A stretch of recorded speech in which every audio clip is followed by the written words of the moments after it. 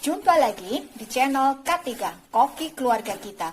Tempatnya berbagi resep standar, berbagi tips, dan berbagi keterampilan praktis. Sekarang memasak jadi lebih mudah karena sudah ada lebih dari 300 resep standar di channel ini. Mau bikin apa hari ini? Tinggal cari resepnya, lalu ikuti langkah-langkahnya. Dengan resep standar, maka siapa saja bisa membuat masakan sehari-hari, camilan, makanan tradisional, ataupun minuman yang segar. Untuk hasil terbaik, maka jangan lupa gunakan seperangkat alat ukur kita. Yang pertama, timbangan. Yang kedua, gelas ukur. Dan yang ketiga, sendok ukur. Kali ini, saya ingin membagikan resep standar cara membuat kue waci yang rasanya gurih, empuk, mengkilap, dan harum baunya. Bagaimana cara membuatnya? Simak tutorialnya. Bahannya 500 gram atau setengah kilogram beras ketan putih, 225 gram gula pasir, 150 ml santan kental. Ini saya menggunakan santan segar ya. Kalau misalkan kita menggunakan santan instan, maka gunakan 1 bungkus yang beratnya kurang lebih 65 gram. Lalu kita encerkan dengan air hingga hasil akhirnya 150 ml. 200 ml air, 5 gram atau setara dengan 1 sendok teh garam halus. Ini saya menggunakan garam halus biasa.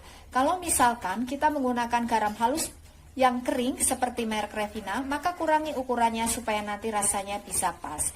Jangan lupa gunakan sendok ukur kita, ukurannya peres. Kurang lebih 1/4 sendok teh pewarna hijau ya. Saya menggunakan merek ini, bisa juga menggunakan merek lain. Kalau misalkan akan menggunakan warna pink juga nggak masalah ya. Setengah sendok teh esen rambos. Saya menggunakan merek ini ya. Ini cukup kental, jadi penggunaannya cukup setengah sendok teh saja sudah harum. Kalau misalkan kita menggunakan merek lain, bisa gunakan lebih dari setengah sendok teh. Langkah pertama, beras ketan kita cuci sampai bersih, sampai airnya terlihat bening. Kemudian kita rendam kurang lebih selama 1 jam.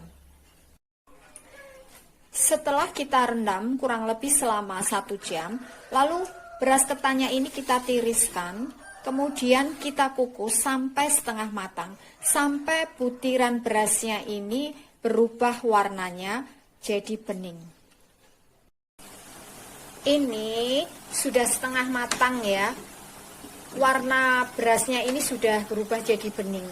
Pastikan tidak ada bagian bulir berasnya ini yang terlihat masih putih. Nanti hasilnya bisa meletis. Ini sudah cukup karena semuanya sudah berubah bening. Kemudian ini kita pindahkan ke wadah lain.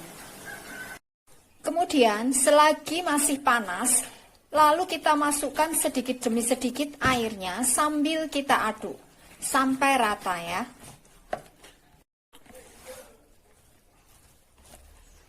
Pastikan tidak ada bagian yang menggumpal ya. Ini kita aduk sampai betul-betul rata.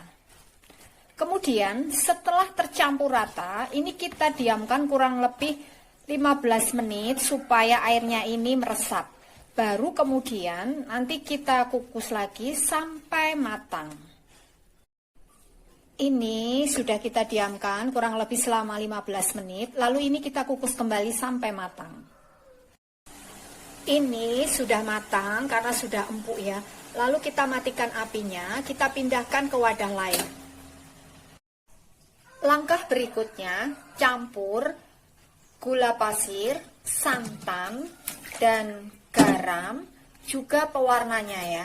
Ini kita masak sampai agak kental.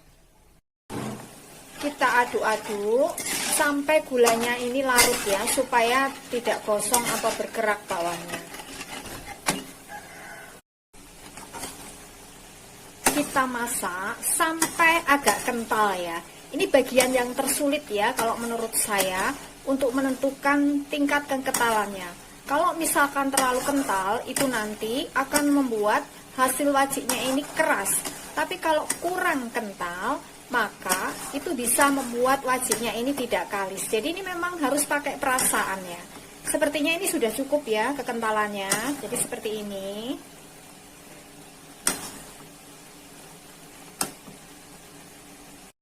Lalu tambahkan frambosnya. Kemudian kita masukkan ketannya. Aduk-aduk terus sampai kalis ya, jangan ditinggal. Gunakan api cenderung kecil supaya tidak gampang gosong.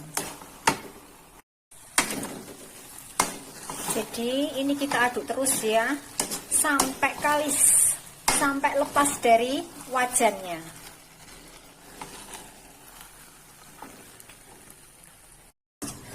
Ini sudah kalis ya, sudah jadi gumpalan seperti ini. Kemudian kita matikan apinya atau kompornya, lalu siap untuk kita cetak.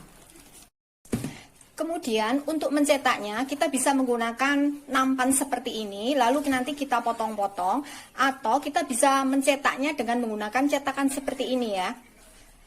Kalau kita menggunakan cetakan seperti ini, maka jangan lupa kita masukkan ke dalam plastik supaya nanti gampang lepasnya. Nah, ini hasilnya wajik yang sudah jadi ya. Ini saya cetak ya. Ini rasanya gurih dan harum baunya ya. Dan kita lihat penampakannya ini bisa mengkilat karena kita menggunakan santan yang sangat kental.